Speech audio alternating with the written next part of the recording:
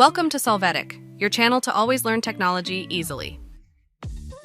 Below in the description, you will find useful links we used in this video.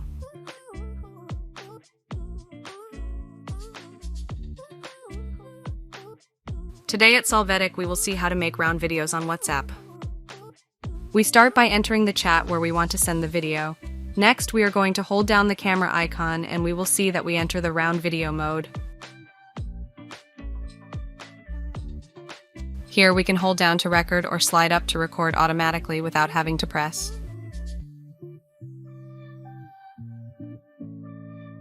Once you want to finish the recording, you can click on the stop icon or the send icon to send it directly.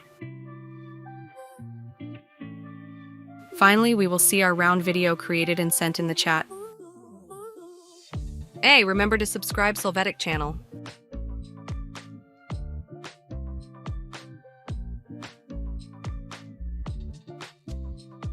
We hope it has been helpful for you. Here are links to watch more videos of your interest and subscribe to the Solvetic channel. Thank you.